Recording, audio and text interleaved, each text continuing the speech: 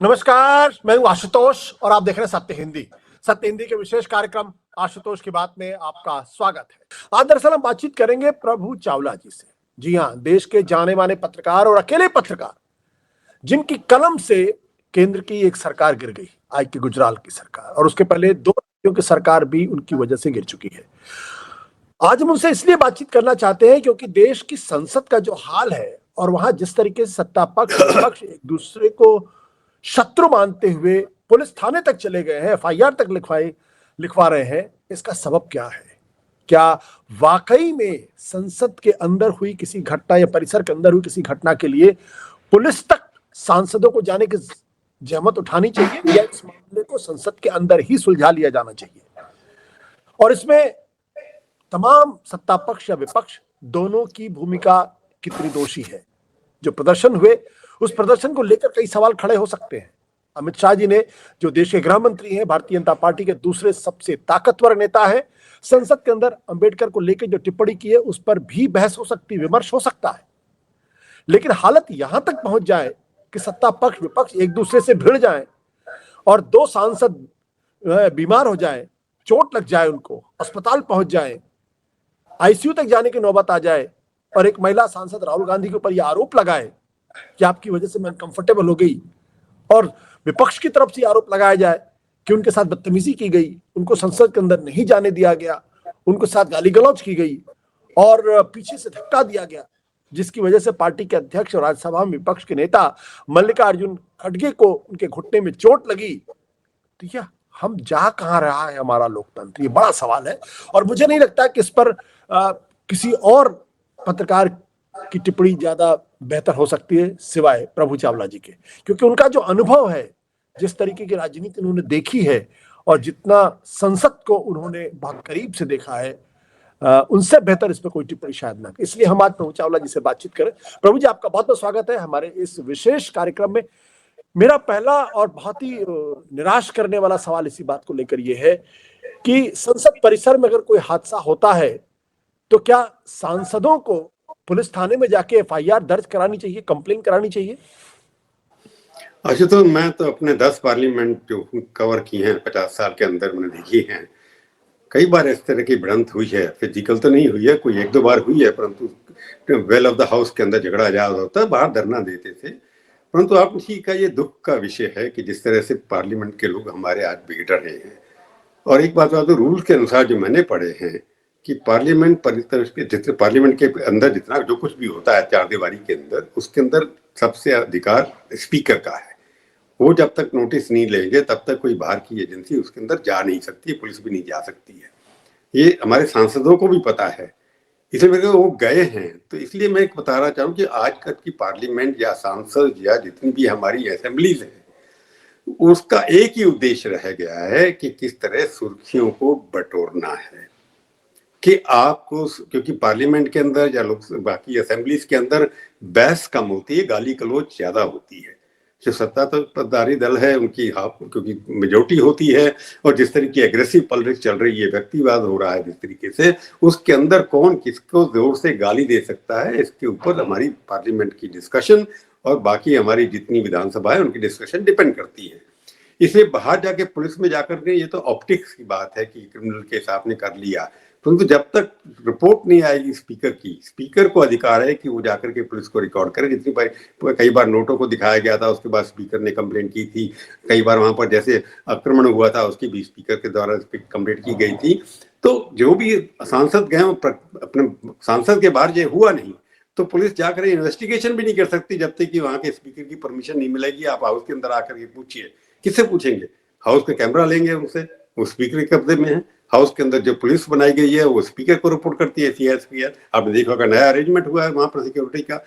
तो मेरे को लगता है कि पुलिस रिपोर्ट करना ये अपने आप में एक छोटी बात है, परंतु इसलिए कि सुर्खियों के लिए दोनों ये काउंटर रिपोर्ट कराई, एफआईआर कराई, उसमें एसएचओ एएससीबी कुछ भी नहीं कर सकते, टेक्निकली वो कुछ नहीं कर सकते जब तक कि स्पीकर उनको अंदर घुसने की परमिशन नहीं लेंगे। एसएचओ इन्वेस्टिगेशन करेगा ना किसके ऊपर आक्रमण हुआ, विटनेस की परमिशन लेगा, वो तो स्पीकर के यहाँ हुआ। तो इसलिए मेरे को लगता है कि ये फॉर्मेलिटी की है उन्होंने, हेडलाइन बिटोरने की बात की है। दोनों पहले बीजेपी वाले चले गए, उसके बाद कांग्रेस के लोग चले गए, सब लोग चले गए। परंतु जो आपने सवाल उठाया कि पार्लियामेंट जो होता है डिस्कशन, डायलॉग, प्रतिपक्ष की बात, रूलिंग पार्टी की बात, आपने अपना एजेंडा रखा, मैंने वो एजेंडा रखा। तो आज उस विषय पर बात नहीं हो रही है, क्योंकि जो भी डिस्कशन हो रही है वो व्यक्तियों के ऊपर ज्यादा हो रही है। आप आइडियोलॉजी के ऊपर डिस्कशन नहीं कर रहे हैं, मुद्दों के ऊपर डिस्कशन नहीं कर रहे हैं। कोई एक दूसरे को गाली दे करके हाउस को बंद करा देना, दोनों तरफ से ये बातें चल रही हैं। ये देश की डेमोक्रेसी, हेल्दी डेमोक्रेसी, जो हमारी पार्लियामेंट्री डेमोक्रेसी जो हम कहते हैं, पार्लियामेंट्री डेमोक्रेसी के लिए ये अच्छे लक्षण नहीं है। प्रभु जी, क्या आपको नहीं लगता कि स्पीकर को सत्ता पक्ष विपक्ष दोनों को बुला के डांट फटकार लगानी चाहिए, बीच का रास्ता निकलवाने की कोशिश करनी चाहिए, और जो सांसद पुलिस थाने में गए हैं उनको भी डांट डपटना चाहिए कि भाई मैं यहाँ बैठा हुआ हूँ और आप लोग जाके पुलिस थाने में रिपोर्ट कर रहे हैं? स्पीकर जो आपने पहली बात की, उनको बुला करके डिस्कशन करना चाहिए, क्योंकि वो अब कांग्रेस पार्टी वालों का क्या है कि हम संसद के बाहर प्रदर्शन कर रहे थे। संसद के अंदर स्पीकर का एक टेक्निकल एक्सप्रेशन होता है कि हाउस के अंदर कुछ नहीं हुआ, बाहर हुआ है जाकर के, हमारे हाउस के बाहर वहां प्रदर्शन कर रहे हैं। उन लोगों ने रोकने की कोशिश, जो उनका आरोप है कि कांग्रेस वाले कहते हैं कि हम तो जा रहे थे, हमारे को पार्लियामेंट नहीं जाने दिया। वो दिख रहा था कि पार्लियामेंट के दरवाजे के बाहर बीजेपी के लोग खड़े हुए थे, ये लोग वहां से प्रदर्शन करके निकल रहे थे। ये लगता था कि पहले से प्लान था कि दोनों में ना कहीं भिड़ंत होगी। नहीं, दोनों आमने सामने क्यों आए? उससे पहले एक टीवी के अंदर मैंने हेडलाइन देखी, जब प्रदर्शन शुरू हुआ सारे बीजेपी एमपी आ गया कि वो किरण रिजिजू के घर में दफ्तर में इकट्ठे होंगे, उसके बाद लोग बाहर भी आए। तो ये काउंटर प्रदर्शन की मेरी ताकत आपकी आधा है, मेरी आवाज आपकी आधा है, ये जो है संसद के अंदर शोर मचाना, वो तो पहले से था। परंतु कॉम्पिटिटिव वॉइस जो करनी है वो हाउस के बाहर भी हम, क्योंकि जो चल रहा था, जैसे एक एजेंडा डिसाइड हो रहा था, जैसे प्रियंका गांधी आई, उन्होंने अपने देखते हैं हेडलाइन कैसे बिटोरी जाती है, उन्हें पहले जाकर के पैलेस्टीन का झंडा बैग लेकर के आ गई, और वो एंटीसिपेट कर रही थी कि बांग्लादेश के बारे में कह रहा था, इसलिए उन्होंने दूसरे दिन वो खड़ा कर दिया लाकर बांग्लादेश का झंडा। और किसी को लगा ये तो हमारे से स्कोर कर गई, तो उसके बाद उन्होंने 1984 का किसी ने बैग बढ़ा दिया, एक एमपी ने उठा करके। तो ये क्या है? ये है कि हम आपसे कितने आगे जा सकते हैं एक दूसरे को नीचा दिखाने के लिए। कहना क्या चाहते हैं वो? अगर पैलेस्टीन के इशू एक है तो लेकर के आ गई थी, तो कांग्रेस को लगता है कि वो चुनाव हार गई है, महाराष्ट्र में हारी, हरियाणा के हारी, तो मनोबल उनका कैसे बढ़ाया जाए। तो वो एग्रेशन ला करके पार्लियामेंट के अंदर, नंबर थोड़े ज्यादा है उनके पास, वो सारी पार्टियां पार्लियामेंट के अंदर अभी इकट्ठी दिखाई देती थी इसके बारे, एक इशू के बारे में। बाहर वो लड़ रहे हैं एक दूसरे के साथ, परंतु पार्लियामेंट के अंदर अभी भी इंडिया जो अलायंस है वो अभी भी जनता दिखाई देता है। जब पार्लियामेंट आती है, जब इकट्ठा बाहर के प्रदर्शन के बाद अंदर, जब पार्लियामेंट के अंदर जाते हैं, कई इशू पर सहमति नहीं है उनकी, जैसे अडानी के इशू के ऊपर कई पार्टियां उनके सहमत नहीं है, और कांग्रेस पार्टी और जो गांधी परिवार का एक ही इशू है, अडानी अडानी अडानी, जैसे वो बोल रहे थे। तो इसलिए अडानी के ऊपर उनकी सहमति नहीं है। परंतु जब उन्होंने अम्बेडकर की बात उठाई तो उसके ऊपर इस देश की कोई भी पार्टी खड़ी नहीं हो सकती एक दूसरे के खिलाफ। अम्बेडकर, चाहे बीजेपी के लोग अम्बेडकर को अपना बना रहे हैं, वो लोग कहते हैं आपने अम्बेडकर को इंसल्ट कर ली। तो इसके ऊपर प्रदर्शन ये इस बात के हो रहा था कि किस तरह से आइडेंटिटी पॉलिटिक्स हो रही है, कास्ट पॉलिटिक्स हो रही है। उसके अंदर ये इशू की बात, महंगाई की बात नहीं, बेरोजगारी की बात नहीं, किसी और चीज बात। मोदी सरकार को आप किसी से कटघरे में खड़ाना चाहते हैं तो उनको इशू को लाइए, एक 1 पॉइंट एजेंडा के ऊपर इशू जनता स्वीकार करने के लिए तैयार नहीं है। इसलिए मेरे जो आपका सवाल उठता है, सवाल ये है कि पार्लियामेंट के अंदर भी, पार्लियामेंट से बाहर भी जो हमारे सांसद का रोल है, जिसके लिए उनको चुना गया है, उस रोल में पूरी तरह से खरे नहीं उतर पा रहे हैं। उनको लॉयल्टी दिखानी है व्यक्ति के प्रति या अपने लीडर के प्रति, इसके अंदर कंपटीशन ज्यादा चल रहा है। बट प्रभु जी, एक सवाल यहाँ पे भी है कि संसद के बारे में ये उम्मीद की जाती है कि देश के चुने हुए लोग जो वी द पीपल है उसको रिप्रेजेंट करते हैं, और संसद संप्रभु है अपने आप में। तो जो संसद जिससे उम्मीद की जाती है कि देश के कठिन से कठिन सवाल का हल खोजे, जनता के मन के अंदर कोई विमर्श है उसका हल खोजे, और वो हल खोज के, समाधान खोज के जनता को दे। अगर संसद अपने ही मसलों का हल नहीं खोज पाती है और उसको पुलिस के पास जाना पड़ता है, तो ये कितनी बड़ी टिप्पणी है भारत की संसद के ऊपर। आशुतोष, आपने बात ठीक की। We the people, the question है इंडिया अलायंस ने क्या इशू था? 99 सीटें जो उनको मिली, या 240 सीटें लेकर के आए, या 230 लेकर के आए, तो किस बात पे आए थे? कॉन्स्टिट्यूशन, इस देश का संविधान खतरे में है, ये डिस्कशन था। मेन पॉइंट यही था कि हमारा संविधान बदला जाएगा, इसलिए बीजेपी को अपने बल पर मेजॉरिटी नहीं मिली और इन लोगों को मिली। तो मुद्दा क्या था इस वक्त कि मोदी जी ने एक स्टेप आगे लिया, हम इस बार 75वें साल जो संविधान के हुए उसके ऊपर डिस्कशन कराएंगे। अब देखिए सरकार की तरफ से एजेंडा आया, तो एजेंडा क्या था? वी द पीपल, ये जीत करके आए थे कि हमारा एजेंडा, हमारे को वोट इसलिए 230 सीटें मिली क्योंकि हमने संविधान खतरे में है ये नारा लगाया। तो उसके ऊपर डिस्कशन के लिए मोदी ने कहा ये ट्रैप आ जाती है, उन्होंने ट्रैप डाला, उसमें ये आ गए। अब सवाल ये होता है कि आप जो कह रहे हैं कि पुलिस के पास क्यों गए, ये तो आफ्टर इफेक्ट है। मेजर चीज ये था कि अपने अपने एजेंडे को अपनी अपनी भाषा में रखना, अपने अपने तरीके से रखना, टकराव की स्थिति में। संविधान के ऊपर टकराव के, वो कहते हैं हम बचा रहे हैं तुम बिगाड़ रहे हो। अब अमित शाह जी ने, मोदी जी ने कई ऐसे एग्जाम्पल दिए, पिछले 115 अमेंडमेंट हुई, सबका एग्जाम्पल दिया किस तरह से अमेंडमेंट की बिना कैबिनेट के, किसी पार्लियामेंट के, नरवी ने पहली अमेंडमेंट, उसके पीछे क्या बैकग्राउंड है वो तो किसी को पढ़ने का टाइम नहीं है, ना कोई पढ़ता है। तो क्वेश्चन ये है कि जब भी संविधान की बात आती है कि संविधान, बीजेपी को लगता है कि हम कितनी सीटें इसलिए हारे कि संविधान को हम बदलना चाहते हैं, इस एजेंडे को हमने एक बार समाप्त करना है, लोगों से दिमाग से हटाना है। ये उनका अटेम्प्ट था कि हम संविधान के फेवर में, हम हटाना नहीं चाहते। नहीं तो एक बार जीत गया, आपकी सरकार बन गई।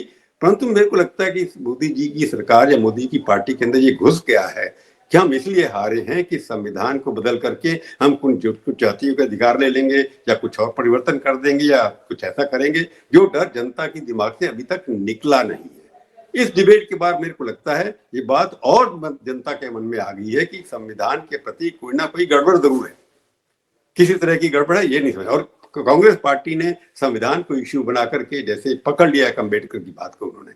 अब भावना में अमित शाह बहुत अच्छा भाषण करते हैं, बड़े तरीके से बोलते हैं, 90 मिनट्स में बोल गए, और जो जिस तरह से उन्होंने बोला उसका अपना इंटरप्रिटेशन आप, पर उनका मेरे को नहीं लगता कि उनकी मंशा ये थी कि उन्होंने कई बार कहा बाला साहब अम्बेडकर अम्बेडकर अम्बेडकर, ये एक उनकी बोलने का तरीका था कि डिलीवरी आजकल बड़ी इंपॉर्टेंट है। और अमित शाह जब भाषण में बोल गए तब उनको मौका मिल गया कि आपने इंसल्ट कर दी। आप उनके उधर 100 बार भगवान के नारे लेते हैं, परंतु उसके बाद बाला साहब अम्बेडकर कितनी उन्होंने तारीफ की। बाबा साहब बोला नहीं, बोल देते शायद बाला साहब अम्बेडकर, उसकी जगह ऐड कर देते वर्ड, तो ये परेशानी नहीं होती। परंतु मेरे को लगता नहीं कि उन्होंने इंसल्ट करने के लिए कहा, इसको बनाना इश्यू, क्योंकि अम्बेडकर के नाम पर उनको लगता है दलित वोट जो है कांग्रेस से हट गया था, उसकी वजह से हम जीतते आ रहे हैं, उनको वापस लाना चाहिए। तो आप जो कह रहे हैं कि agenda we the people mean Ambedkar का बनाया हुआ लिखा हुआ संविधान जो है उसके प्रति बीजेपी की आस्था नहीं है।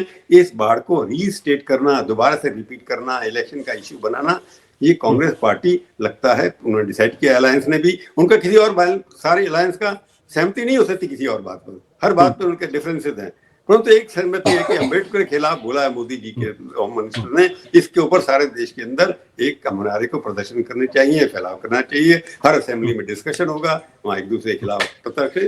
तो अपोजिशन पार्टी रिवाइव करने में कि संविधान खतरे में है, एक एजेंडा रिवाइव करने में फिर से सफल हुई है। और बीजेपी वाले भी उस बात को जो चाहते थे उस तरह से उनका चल नहीं रहा है, परंतु काफी इफेक्टिव रहा दोनों तरफ से। जो कह रहे हैं पुलिस में क्यों गए, ये एक एडिशनल ऑप्टिक्स की बात है कि राहुल गांधी ठीक तरह से नहीं है, गुंडागर्दी है, उनका बिहेवियर एग्रेसिव है, राहुल गांधी ने धक्का दिया। तो राहुल गांधी टारगेट था बीजेपी का, बेसिकली गांधी उनका टारगेट राहुल गांधी था, अपोजिशन का टारगेट अम्बेडकर या अमित शाह जी थे। तो इसलिए मेरे को लगता है राहुल गांधी के ऊपर अटैक इतना बीजेपी का कंसिस्टेंटली पिछले 15 साल से चल रहा है। तो राहुल गांधी का नाम आज फ्रंट पे छपता है, उसके मैं तो कहता हूँ बीजेपी को उसको धन्यवाद देना चाहिए, कितना नाम उनका छपता है। जैसे मतलब इतनी इंपॉर्टेंट जितनी वो डिजर्व जिनकी दी जा रही बीजेपी वाली, he is getting more attention than he deserves. बिल्कुल। बट प्रभु एक सवाल यहाँ पे और है कि आपका चूंकि इतना ज्यादा राजनीति और संसद को देखने का अनुभव है, ये जो बीजेपी की तरफ से तर्क दिया गया कि भाई बाबा साहब अम्बेडकर का अपमान तो कांग्रेस पार्टी ने किया, इसमें कितना दम है? और ये क्योंकि ये एक मुख्य नैरेटिव बीजेपी की तरफ से बनाया जा रहा है, इधर से ये नैरेटिव बनाया जा रहा है कि बाबा साहब अम्बेडकर के संविधान को तो भारतीय जनता पार्टी मानती नहीं है, तो फिर नेहरू को अम्बेडकर के खिलाफ खड़ा कर दिया जाता है और ये कहा जाता है देखिए अम्बेडकर को हराने में नेहरू की भूमिका थी, वो उनके खिलाफ कैंपेन करने गए थे। ये भी एक कंटेंशियस इशू है। देखिए आपने तो किताब भी लिखी है, पढ़े भी बहुत हैं, अम्बेडकर कुछ लेटर आप पढ़ लो कुछ छोड़ दो, तो उस जमाने में डिबेट बड़ी फ्रैंक हुआ करती थी। अम्बेडकर ने 100 में से 10 लेटर नेहरू जी के साथ एग्री नहीं किया और लिखे होंगे, 90 में तो एग्री किए। सरदार पटेल भी आरएसएस के ऊपर कुछ लिखा कि इन्होंने कुछ और किया, और सरदार पटेल बीजेपी के लिए बहुत बड़े नेता है। तो सोचने के तरीके कौन सा पार्ट आप एक्सेप्ट करते हैं किस पर्सनैलिटी का। अब बीजेपी का ये है कि उनके ऊपर आक्षेप लगा गया, आरएसएस वालों के ऊपर लगा कि वो दलितों के खिलाफ है, रिजर्वेशन के खिलाफ है, इसलिए अम्बेडकर को अब पहले महात्मा गांधी को अडॉप्ट किया। आपने देखा होगा कि जैसे जैसे 70 साल के अंदर आरएसएस या बीजेपी महात्मा गांधी को पहले नहीं अडॉप्ट करती थी, परंतु महात्मा गांधी एकदम उनके ऊपर नाम लेने लग गया हर जगह वहां पर। तो मेरे को लगता है जो भी हमारे आइकॉन्स हैं पास्ट के, अंबेडकर उनपे से एक है, सरदार पटेल उसमें एक है, अब आप मौलाना आजाद भी आएंगे उसके बाद। तो जो लोगों को लगता था कि नेहरू परिवार ने जिनको नहीं मनाया कुछ भी, अब श्यामा प्रसाद मुखर्जी के बारे में कांग्रेस का विचार देख लीजिए क्या है कि पार्लियामेंट उसके अंदर से, फिर उसके खिलाफ नेहरू जी भी थे, नहीं थे, अब वो भी साथ में थे, उनका भी सहमति है कई जगह पर, उनके भी पत्र लिखे, उनके देखे, डिबेट के अंदर डिस्कस किया जाए। तो जो आपने सवाल ये जो अभी डिस्कशन जो है, जो पार्ट मेरे को सूट करता है आइडियोलॉजिकली, मैं उसको आगे बढ़ाऊंगा। अंबेडकर ने, क्योंकि अगर कॉन्स्टिट्यूशन अंबेडकर का लिखा हुआ है, उसका वायलेशन सबसे ज्यादा अगर हुआ, इमरजेंसी एक बहुत बड़ा एग्जाम्पल है जी, कि बीजेपी के लिए अभी 50-60 के बाद इमरजेंसी का एग्जाम्पल है, जिसका जवाब कांग्रेस दे ही नहीं सकती। हिंदू के बिल है तो मुस्लिम बिल है, आपने इंट्रोड्यूस किया, जो इशू किए गए हैं उसके अंदर डिस्क्रिमिनेशन तो दिखाई देता है, वो आइडियोलॉजिकल है। कांग्रेस पार्टी सेक्युलर अपने आप को कहती है, सबको साथ लेकर के चलती है। पहले आपने मुस्लिम कोड बिल लाए, उसके बाद हिंदू कोड बिल लाए, तो ये सब ये सवाल उठाए जाते हैं। तो मेरे को लगता है संविधान के अंदर कौन सा पार्ट मेरे को सूट करता है कांग्रेस को, मैं उसको उठाऊंगा। और प्रॉब्लम ये है कि कांग्रेस पार्टी की 65 साल सत्ता में रही, इमरजेंसी भी उसी दौरान लगी, उनने कई, जैसे शाहबानू का केस है, क्लासिक एग्जाम्पल है कॉन्स्टिट्यूशन के दुरुपयोग करना। सुप्रीम कोर्ट के ऑर्डर को आपने अमेंड किया कॉन्स्टिट्यूशन अमेंड करके, तो ये एक एग्जाम्पल जिसका कांग्रेस जवाब दे नहीं पा रही है। और ऐसा कोई संविधान के अंदर परिवर्तन बीजेपी ने नहीं किया अभी तक, जिसको आप कह सकते हैं कि वायलेशन की स्पिरिट ऑफ लॉ जो है उसको वायलेट किया है। कोई कांग्रेस पार्टी के पास सोच नहीं पा रहे, या तो ज्यादा रिसर्च करें, जैसे बीजेपी के अमित शाह जी ने, नरेंद्र भाई ने इतने सारे कॉन्स्टिट्यूशन के अमेंडमेंट पढ़े, इतने सारे रूल पढ़े। कांग्रेस की तरफ से मैं एक्सपेक्ट करता था वो भी ऐसा दिखाते कि आपने ये जो एक संविधान बदला जाएगा, भेड़िया आएगा, उसकी क्रेडिबिलिटी थोड़ी कम है। अभी तक भेड़िया कहीं दरवाजे पर दिखाई नहीं दे रहा, कहीं पर आएगा अंदर। तो प्रॉब्लम ये है कि आपने जो सवाल उठाया है कि संविधान का एक इश्यू बनाना, कांग्रेस पार्टी की वीकनेस ये है कि उनका एग्जाम्पल बहुत है कि 65 साल सत्ता में रहे। अब जो बीजेपी ने किया है, उन्होंने कॉन्स्टिट्यूशन अमेंडमेंट के माध्यम से कुछ नहीं किया परिवर्तन, उन्होंने एडमिनिस्ट्रेटिव तरीके से किया, एग्जीक्यूटिव पावर्स के थ्रू किया, जो भी हो सकता था। 370 हटाई, ठीक है, कॉन्स्टिट्यूशन, उसके खिलाफ कांग्रेस भी नहीं बोल सकती है। अब आपने हिंदू कोड बिल में परिवर्तन, यूजीसी ये यूनिफॉर्म सिविल कोड लाएंगे, अगर वो जैसे कहते हम करेंगे, उसके ऊपर भी कांग्रेस पार्टी डिफेंसिव है कि यूनिफॉर्म, क्योंकि बीजेपी ने अपने नैरेटिव से शोर बजा के एक तरह से प्रो हिंदू इमेज कांग्रेस का जो डायल्यूशन हुआ, अब अपने आप को सेकुलर कहते हुए कांग्रेस पार्टी घबराती है। सेकुलर वर्ड जो है बीजेपी ने इसको रिडंडेंट कर दिया कि आप सेकुलर, हालांकि कॉन्स्टिट्यूशन में लिखा, बीजेपी उसी कॉन्स्टिट्यूशन मान रही है, प्रीफेस में लिखा जो अमेंडमेंट हुआ इमरजेंसी के दौरान, सोशलिस्ट सेकुलर जो बना हमारा, उसके खिलाफ है आइडियोलॉजिकली बीजेपी जी, फिर भी रखा हुआ है, उसमें परिवर्तन नहीं कर रही। प्रभु आपने बिल्कुल ठीक बात की कि ये कांग्रेस शायद उन अमेंडमेंट्स को नहीं उठा पाई। कम से कम अगर थोड़ा सा रिसर्च करते तो पिछले 1.5 साल के अंदर 2 ऐसे अमेंडमेंट्स हुए जो सुप्रीम कोर्ट ने फैसले दिए और उसको बीजेपी की सरकार ने बदल दिया। एक तो चुनाव आयोग को लेकर था, दूसरा जो दिल्ली सरकार को लेकर था, दोनों को सरकार ने अपने तरीके से बदला है। कांग्रेस इस मुद्दे को नहीं उठा पाई। लेकिन एक चीज और भी है कि क्या ये मुद्दा बीजेपी के ऊपर चिपकता है, क्योंकि आरएसएस के जो प्रमुख हैं, के सुदर्शन हो, गोलवालकर हो, रज्जू भैया हो, इन्होंने तो साफ तौर पे कहा है कि संविधान में बदलाव की जरूरत है। और सुदर्शन तो यहां तक कहते हैं कि this constitution has to be scrapped. अभी प्रधानमंत्री के एडवाइजरी काउंसिल के चेयरमैन थे, जिनकी भी हाल में मृत्यु हुई है, डेब्रॉय, उन्होंने ये कहा था कि नया संविधान होना चाहिए। तो चूंकि ये वो उदाहरण है जो आसानी से बीजेपी पे चिपक जाते हैं और इससे लगता है कि शायद बीजेपी संविधान बदलना चाहती है। और चुनाव के दौरान भी जिस तरीके से कुछ सांसदों ने कहा, सवाल जी है, मैंने फिर वही बात करूंगा, 11 साल हो गए इस सरकार को, हर आदमी का होना चाहिए। अब सुदर्शन जी की बेचारों की डेथ भी हो गई, हम उसको उठाते चले जाएं। कभी गुलगोवर ने क्या कहा, नेहरू कई बातें जो उठानी शुरू कर देंगे, उन्होंने भी कहा था कि कई चीजें संविधान के पढ़ना शुरू करें।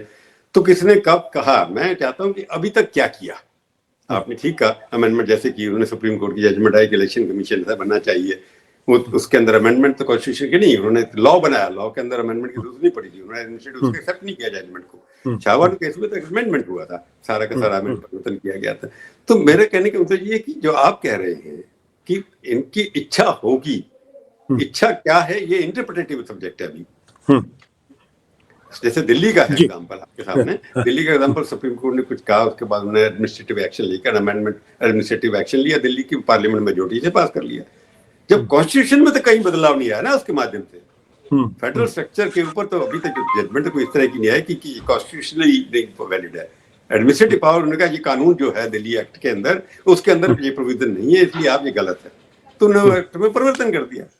तो जो आप कह रहे हैं कि कॉन्स्टिट्यूशन के अंदर परिवर्तन आना चाहिए, मतलब बीजेपी करना चाहती है, ये करना चाहती है, सरकार के पास पावर है, 2/3 मेजोरिटी है, we the people have elected them, अगर उनके पास है तो करेंगे, उससे आप सहमत है, डेमोक्रेसी के अंदर सहमत है, मेजोरिटी तो after all we the people elected people है। जी तो जी के बाद आप उसको उठाइए ना, जैसे इलेक्शन कमीशन वाली आपने बात कही, हालांकि अमेंडमेंट नहीं है, परंतु reversal of Supreme Court judgment, उसमें रिव्यू के लिए पड़ा हुआ है, एप्लीकेशन वहां पर अभी तक नहीं आया। तो ऐसे इश्यू के ऊपर इलेक्शन कमीशन, मुद्दे ऐसे हैं जिसके ऊपर आप पब्लिक को कोई असर नहीं पड़ता। इमरजेंसी की याद करते ही लगता है कि हमारे को असर पड़ता है, क्योंकि लाखों लोग जेल में बन गए। अब आप मुस्लिम पर्सनल लॉ की बात करेंगे तो हिंदुओं के दिमाग में आ जाता है। तो कई चीजें ऐसी जो पब्लिक से कनेक्ट करें। इलेक्शन कमीशन में मिनिस्टर बैठेगा या चीफ जस्टिस का आदमी बैठेगा, ये एकेडमिक विषय है, हम और आप डिस्कस करते हैं, ये खतरनाक बात है, नहीं होनी चाहिए। परंतु आम जनता को क्या समझ आता है? ये आम जनता को समझ आता है कि इमरजेंसी लगाई, सब बंद करते थे। तो जो भी है, कांग्रेस की वीकनेस यही है कि 11 साल की सरकार के अंदर, 65 साल के अंदर आपने 100 से ज्यादा अमेंडमेंट की। इनकी 11 साल की सरकार की जो अमेंडमेंट हुई, 370 के बारे में हुई या बाकी हुई, उससे जनता कहीं एडवर्स फील नहीं कर रही, कनेक्ट फील कर रही है। 370 खत्म होनी चाहिए, कांग्रेस की मेजोरिटी मेंबर की यही रिक्वेस्ट है। और वो भी 370 के बाद अब जब इलेक्शन जीत के आए नेशनल कॉन्फ्रेंस वाले, वो म्यूटेड हैं, वो नहीं बोलते, वो कहते हम स्टेट टूट चाहिए हमारे को। तो अच्छा, आपकी बात ठीक है कि बीजेपी का हो सकता है कि क्योंकि उनकी सरकार है, कई चीजें ऐसी हैं जो उनको लगता है कि वो अपीजमेंट पॉलिटिक्स के अंदर बनी, हिंदू कोड बिल है, ये है, वो है, जो बाकी चीजें। पर आप इशू तो लाइए, डर तो बना रहे हैं, ठीक है, इसे बदला जाएगा। आरएसएस लोगों ने कहा रिजर्वेशन पर, अब भागवत जी ने क्लियर कर दिया कि हर मंदिर में आप मस्जिद देख रहे हैं, गलत है ये तो उसको वो कनेक्ट कर गया लोगों से। अब बीजेपी के लोग कितने उसमें संयम, क्योंकि बीजेपी लोग सबसे ज्यादा शोर मचा रहे थे। तो उसके बाद मोहन जी के कहने के बाद, मतलब it is very timely statement. अब इसका असर कितना होता है अगले 15-20 महीने में, 2 महीने में दिखाई देगा। तो उनकी स्टेट ने क्लोज कर दिया कि आप ये इश्यू को मत उठाइए। अब अमेंडमेंट का जो खतरा था, बट बिल्कुल सर, मैं यही सवाल आपसे पूछने वाला था, क्योंकि मोहन भागवत जी ने उसके पहले भी कहा था कि हर मस्जिद में शिवलिंग क्यों खोजना, और उसके बावजूद भी लोग रुके नहीं। संभल का सवाल खड़ा हो गया, अजमेर शरीफ का सवाल खड़ा हो गया, जौनपुर में भी एक मस्जिद, वहां भी सवाल खड़ा हो गया, इसके अलावा बदायूं में भी एक खड़ा हो गया। तो अब जो मोहन भागवत ने कहा है, क्या आपको लगता है इसका कोई असर पड़ेगा? ये जो पिटीशन हर कोर्ट में जा रही है, सर्वे की बात हो रही है, कुछ रोक लगेगी, या मोहन भागवत की बात ऐसी रहेगी? अभी तो सुप्रीम कोर्ट ने रोक लगा दी ना, कोई भी कोर्ट नहीं सुनेगा कुछ बात। तो अभी तो सोचने की बात है, सुप्रीम कोर्ट ने रोक लगा दी, खत्म। अब सुप्रीम कोर्ट पता नहीं कि जैसे अयोध्या का फैसला 25 साल 50 साल लगा रहा, अब 50 साल तक ये सुप्रीम कोर्ट के अंदर आएगा नहीं, तो स्टे होगा। तो कोई भी कोर्ट देश का, कोई भी किसी के ऊपर कोई सुन नहीं सकता, ना कोई फैसला दे सकता। तो ये तो टेक्निकली क्लोज है, लीगली क्लोज है। जी जी जी आप फाइल कर सकते हैं, सर्वे कर सकते हैं, परंतु कोई जजमेंट नहीं होगी, कोई कोर्ट में एप्लीकेशन नहीं एडमिट होगी। तो इस, और मोहन भागवत जी ने उसके ऊपर और कह दिया, तो फ्रेश एप्लीकेशन कोई करने वाला भी होगा। मैंने इसलिए पहले कहा कि अब देखना कि आगे क्या होता है। आपने कहा होगा कि नहीं होगा, मैंने इसके बारे में गारंटी नहीं कर सकता, परंतु आफ्टर सुप्रीम कोर्ट ऑर्डर कि कोई भी कोर्ट देश का इसके ऊपर कोई फैसला कर रहा है नहीं सुनाएगा, that is very definitive order. Date लगा रखी है, अगली डेट आएगी अभी जनवरी में, उसके बाद नई डेट आ जाएगी। तो मेरे को लगता है कि मोहन जी के स्टेटमेंट सुप्रीम कोर्ट की जजमेंट के बाद आया है, और सरकार की तरफ से भी अब कितना होगा, बीजेपी के लोग कितना करेंगे, मेरे को लगता है वही इश्यू अभी थोड़े दिन के लिए क्लोज हो जाएगा। ये मस्जिद जो ढूंढने वाला जो है हिंदू एजेंडा, अभी थोड़े दिन के लिए ठंडा हो जाएगा। अब ये अम्बेडकर चलेंगे, अभी तो Ambedkar Ambedkar is the flavour of the month. But sir यहाँ पे ये जरा हमारे हमारे दर्शकों, चूंकि आपका तो आरएसएस से बहुत करीब से आपने उनको देखा भी है, आपने तो मैं रहा भी हूँ कुछ उनके साथ। मोहन भागवत जी का आपने इंटरव्यू भी किया, मैं ख्याल से अकेले आपने शायद उनका इंटरव्यू किया है, जहां तक मुझे जानकारी है, अभी तक शायद किसी और ने नहीं किया अभी तक। मोहन भागवत कंसिस्टेंटली एक लाइन ले रहे हैं जो ऐसा लगता है कि जो सरकार की लाइन से या सरकार में बैठे हुए लोगों की लाइन से बिल्कुल अलग है। जैसे वो कहते हैं बिना मुसलमान के हिंदुत्व अधूरा है, कहते हैं सबका डीएनए एक है, फिर कहते हैं हर मस्जिद में शिवलिंग क्यों खोजना। अब वो कह रहे हैं कि भाई ये एनिमिटी और बदनीयती के साथ अब हर मस्जिद में जाके आप ये सब करना बंद कर दिया, राम मंदिर का मसला बिल्कुल अलग था। ये 4-5 चीजें उन्होंने बोली हैं, ये एक तरीके से मोदी सरकार के हिंदुत्व एजेंडे के एकदम उलट है। लेकिन जी लेकिन ऐसा लगता है कि मोहन भागवत सरसंघचालक होने के बावजूद भी क्या उनका असर सरकार के ऊपर नहीं पड़ रहा है, या फिर अब सरसंघचालक उतने पावरफुल नहीं रहे जितने पहले हुआ करते थे, एक बार कोई बात कह देते थे तो उसका असर होता था? नहीं, आप तो देख रहे हैं कि जितना भी आप पुराना देखेंगे आप, क्योंकि डॉक्टर रेडगवार से लेकर के अभी तक सबकी कंसिस्टेंसी की लैंग्वेज है कि जो भी हिंदुस्तान में रहता है वो हिंदू है, उसमें मुसलमान भी शामिल है, ये लाइन है, उसमें कोई परिवर्तन अभी तक नहीं हुआ किसी किस्म का। तो उसको किसी तरह से इंटरप्रिटेशन करके दूसरी तरह से ये लोग कहते रहते हैं। तो आप कहते हैं कि हिंदू का जो उन्होंने बार बार कहा है, आज भी कहा है कि हमारे यहाँ तो एक ही किस्म के लोग हैं, भागवत साहब की बात नहीं, जो हिंदुस्तान में रहता है वो पहले भी हिंदू उन्होंने कहा, इस बार हिंदू वर्ड यूज नहीं किया, जो हमारे यहाँ है वो सब एक, हर एक को पूजा अपनी करने का अधिकार है सबको, ये बात स्पष्ट की उन्होंने कि अपने तरीके से पूजा करें। और दूसरा ये कह देना कि मस्जिद नहीं ढूंढनी चाहिए, उन्होंने रिपीट किया। पर सवाल ये कि पॉलिटिकल कंपल्शन, पॉलिटिक्स वाले क्या करते हैं कि पॉलिटिक्स में डायरेक्ट इंटरफेरेंस आरएसएस नहीं करता, पर उनके लोग बैठे हैं वहां पर, सेंट्रल मंत्री हैं आरएसएस के हैं, प्रदेश में हैं और दिल्ली में, तो उनके माध्यम से वो अपनी बात कहलाते हैं। उसके बाद पार्टी की लीडरशिप है वो डिसाइड करती है, जहां तक वो इंटरफेयर उस लेवल पे नहीं करते। अगर पार्लियामेंट्री पार्टी या प्राइम मिनिस्टर ने या वहां के पार्लियामेंट्री बोर्ड ने भी डिसाइड किया है, वो तब तक इंटरफेयर नहीं करते जब तक उनको लगे कि बदलना है। अब स्टेटमेंट मैंने कहा ना, दे दी उन्होंने, 2 बार दे दी। अब आप कह रहे हैं कि ये राम मंदिर का इश्यू, जो अब थोड़े से एलिमेंट होते हैं जो बजरंग दल टाइप, जो डिसऑर्गेनाइज हैं, अपने हिसाब से इलाके में मेंबर बनना है, उनको हल्ला बचाना है, लीडरशिप बनना है, उनको लगा टिकट भी हमारे को हिसाब से मिल जाएगी। तो ये कि पावरफुल कम है या नहीं है, मैं इस बारे में, ये बड़ा सब्जेक्टिव डिसीजन, क्योंकि आरएसएस की पावर तब दिखाई देती है जब वो कुछ एक्शन लेते हैं। एक्शन जैसे अडवाणी जी को एकदम हटा दिया अध्यक्ष से, वो वहां गए थे पाकिस्तान में, कुछ उन्होंने बोल दिया, उसके बाद अध्यक्ष पद से हटा दिया गया। अटल जी हटाना चाहते थे मोदी जी को, बात कर रहे हैं, पर उन्होंने साथ बैठ करके उनकी बात आरएसएस ने कहा रखना है, तो अटल जी ने बात मानी उनकी। तो इसलिए तो मेरे को लगता है कि आरएसएस कई बार जहां रखता है कि किस तरह से करना है, आरएसएस इंटरफेयर करता है। सिंह की अभी तक आरएसएस क्यों करे, क्योंकि आरएसएस कौन सी बात है जो सरकार के खिलाफ है। आरएसएस चाहती थी हिंदू कोड बिलाना चाहिए, आरएसएस चाहती थी मंदिर बनना चाहिए, आरएसएस चाहती थी 370 हटना चाहिए, आरएसएस चाहती थी राम मंदिर बनना चाहिए। तो आरएसएस वाले चाहते थे कि जितने हमारे पुरानी धरोहर हैं उनको रिवाइव करना चाहिए। हर जगह आप देख रहे हैं पुरानी चीजें रिवाइव हो रही है। कल्चर मिनिस्ट्री के अंदर जितना पैसा खर्च हो रहा है सिर्फ ढूंढने के लिए कि जो चीजें रह गई हैं, जिनको आपने कुरुक्षेत्र में दबा दिया। ये तो सच है कि जितनी भी हिंदुओं की या हिंदुओं द्वारा बनाई गई जो भी किले थे, मंदिर थे, सब जंगलों में पड़े हुए, बिछड़े हुए। हर जगह आपने बाकी लोगों का ठीक किया, जितने भी हमारे यहाँ। तो इसलिए वो कल्चरली भी आरएसएस का एजेंडा कि जो हमारी धरोहर है, हर जगह, हर स्टेट गवर्नमेंट के, असम के अंदर एक बड़ा सम्मेलन होने जा रहा है, हर यूपी में, कि हमारी, और रण ऑफ कच्छ जैसे प्रमोट करने के लिए जा रहे हैं हमारे मोदी जी, आपने देखा होगा 2 दिन तक। तो वो कहते हैं कि हिंदुस्तान को प्रमोट करिए, हिंदुस्तान की कल्चर जो भूल गए थे लोग। पहले ये लगता था उनको कि हमारे यहाँ नेहरू को ही प्रमोट करना है, या कांग्रेस को प्रमोट करना है, या परिवार को प्रमोट करना है। तो इंडिया से रिलेटेड, मतलब मुगलों से पहले का भी हिंदुस्तान था, वो कहाँ गया? तो वो आरएसएस का एजेंडा है। तो उसको रिवाइव करने के लिए मोदी सरकार सब कुछ कर रही है। अगर वो जब मस्जिद मोदी का सवाल उन्होंने खड़ा कर दिया, तो आरएसएस के लिए इससे बड़ा प्राइम मिनिस्टर कोई हो ही नहीं सकता है, तो इतना स्ट्रॉन्ग जो इम्प्लीमेंट करता है चीज को।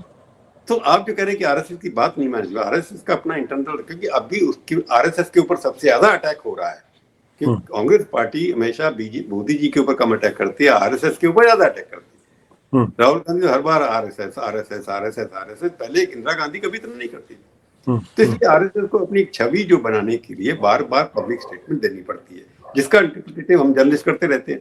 पर पॉलिटिकल परिप्रेक्ष्य देखिए, आरएसएस इज द टारगेट, तो आरएसएस को रिएक्ट करना जरूरी होता है कई बार अपनी छवि के लिए कि हम 2 बार इसलिए कहा, मैं इसलिए दे रहा हूँ, कमजोरी की बात नहीं है। जब आरएसएस डिसाइड कर ले कि हमने कुछ करना है पॉलिटिकल एक्शन, तो उस दिन कोई रोक नहीं पाएगा उनको। तो आपको लगता है कि ऑप्टिक्स ज्यादा है इसमें, या वाकई में उनको लगता है कि हर मस्जिद में मंदिर खोजने का जो कॉन्सिक्वेंस है वो बहुत ठीक नहीं होगा और उससे भारत की छवि भी खराब होगी और भारत के अंदर भी एक तनाव का माहौल लगातार बना? ये बिल्कुल ऑप्टिक्स नहीं, रियलिटी है कि मोहन भागवत जी 2 बार बोला, 3 बार बोल चुके हैं, इसलिए बार बार रिपीट करने के पीछे उनको लगता है, मैंने कहा कि आरएसएस अटैक की, उनको लगता है कि आरएसएस की वजह से ऑपोजिशन को लगता है कि आरएसएस ये सब करा रही है, उसको क्लैरिफाई करने के लिए कि ये हमारी ये नहीं है फिलॉसफी, हमने एक बार क्लोज कर लिया। जैसे आपने एक्ट था कि 1991 का कि 1947 से पहले की जितने भी पूजा स्थल हैं उनके ऊपर कोई डिस्कशन नहीं हुआ, नहीं हुआ। वो चंद्रचूड़ जी स्टेटमेंट एक दे गए जिसकी वजह से सब गड़बड़ होगी। अब उसके ऊपर सुप्रीम कोर्ट ने थोड़ा स्टे लगाया है।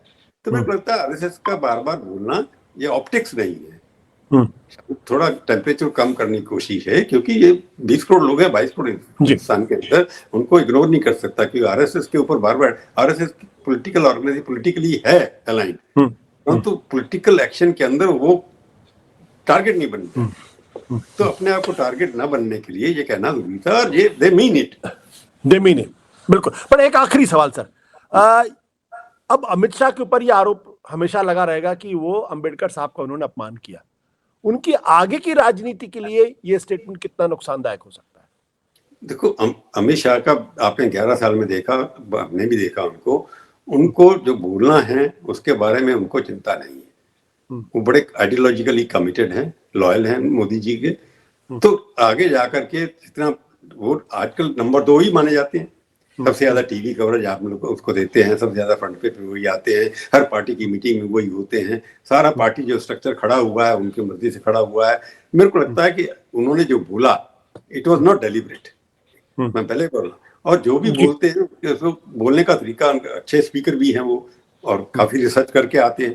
तो मेरे को लगता है कि जो भी उन्होंने बोला है उनकी छवि जो है एक किस्म से बड़े स्ट्रांग है, एक दमदार हैं, जो अपनी बात पर खड़े रहते हैं। वो पॉपुलरिटी कॉन्टेस्ट में नहीं है, पार्टी में सब उनको पसंद करते हैं कि उनकी वजह से पार्टी स्ट्रांग हुई, जीत के अंदर हमारे मोदी जी के नाम पर और शाह जी के काम पर, शाम से जुड़ा जिससे दाम धाम धन बेच सब जानते हैं।